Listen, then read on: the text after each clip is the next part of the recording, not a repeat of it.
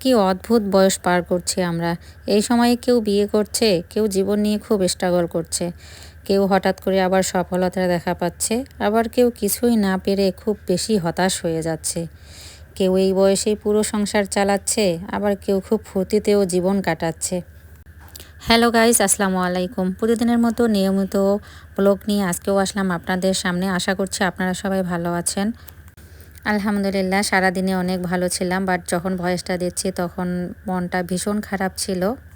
তো আজকে হচ্ছে আমি খাসির মাংস রান্না করতেছিলাম একটু অন্যভাবে আর কি। জীবনের কঠিন সময়গুলোতে নিজেকে গোপন রাখাই ভালো। নিজের দুঃখ কষ্ট কাউকে না দেখানোই উত্তম। জীবনে যদি কখনো খুব খারাপ সময় আসে, তাহলে নিজের দুঃখ কষ্টগুলো নিজের মাঝে এমনভাবে আড়াল করে রাখাই উত্তম, যেন গা ঘেঁষে বসে থাকা মানুষটিও টের না পায় গোপনে তুমি ভেঙে গেছো খুব। পুড়ে ছারখার হয়ে গেছে মন, আকস্মিক ঝরে ঝরে গেছে জীবনের বৃক্ষের সব কয়টি সবুজ পাতা। শক্ত হও, নিজেকে নিজেই বুঝাও যে এত সামান্য বাতাসে ঝরে যেতে নেই, ভেঙে যেতে নেই এমন হালকা আঘাতে। কান্না পেলে একা একা গোপনে কাঁদো। অনেকগুলো কথা আজকে বলে ফেললাম, আর এদিক দিয়ে তো খাসির মাংসটা ভুনা আমার হয়ে গেছে।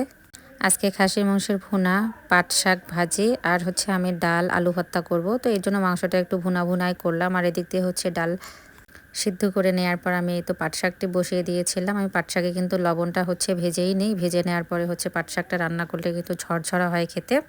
তো ডালের মধ্যে আমি আলু দিয়েছিলাম, আলুগুলো উঠে এখন ভর্তা করে নিলাম। আবার এদিক দিয়ে হচ্ছে আমাদের মাদ্রাসায় আজকে ইফতার পার্টি হচ্ছে। তো এই ইফতার পার্টির আয়োজন করেছে 2010 সালের এসএসসি ব্যাচ বন্ধু সংগঠন থেকে। ওনারা বন্ধুরা সবাই মিলে আর কি এই আয়োজনটা করেছে। ইচ্ছা করলে বাসায় করতে পারতো, কিন্তু আজকে সবাই মিলে মাদ্রাসায় করতেছে এই উদ্দেশ্যে যে এখানে যে এতিম বাচ্চারা আছে তারা সবাই একসঙ্গে করেই খাবে। আসলে অনেক সুন্দর একটা উদ্যোগ। তো আজকে আমি ভেবেছিলাম যে ভাত দিয়ে ইফতারি করব, আমার অনেক পাট শাক ডাল খেতে ইচ্ছে করেছিল। তো আমার রান্নাবান্না শেষ, এদিক দিয়ে আবার ডাল নিয়ে এসে দিল।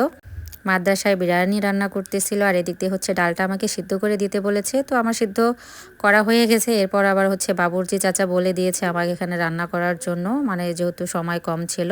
তো আমি আবার এত বড় রিস্ক নিয়ে নিলাম যে দেখি রান্না করতে পারি কিনা। তো যাই হোক, ডালগুলো সিদ্ধ করার পর এই তো হচ্ছে আমি রান্না করেই ফেললাম।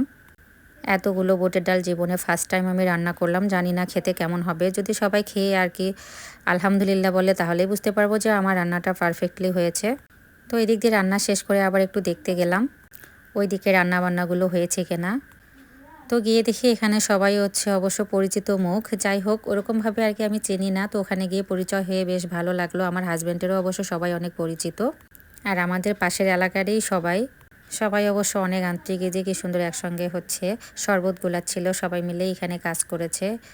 এদিক দিয়ে হচ্ছে আমাদের ভাড়াটিয়া আয়ানের আম্মুরা আবার হচ্ছে আজকে ইফতার পার্টির আয়োজন করেছিল, ওরা আবার ইফতার পাঠিয়ে দিয়েছে আমাদের বাসায়। আসলে আজকে একসঙ্গে কোনটা রেখে কোনটা খাবো। আমার আবার প্রচুর ভাত খাইতে ইচ্ছে করছিল, ভাত শাক দেখে তো লোভেই সামলাইতে পারতেছিলাম না। তো সবগুলাই একটু করে অবশ্য খেয়েছি, মাশাআল্লাহ অসাধারণ হয়েছে সব রান্নায়। মাদ্রাসার ভিতরে সবাই মিলে হচ্ছে খাচ্ছিল, ওখানকার ভিডিওটা অবশ্য করা হয়নি, ওই সময় হচ্ছে সবাই ইফতার নিয়ে ব্যস্ত ছিলাম। আর এই তো আমি হচ্ছে ভাত খাচ্ছিলাম। তো আজকের ভিডিওটা এ পর্যন্ত, কেমন লাগলো অবশ্যই একটু কমেন্টস করে জানাবেন। আল্লাহ হাফেজ।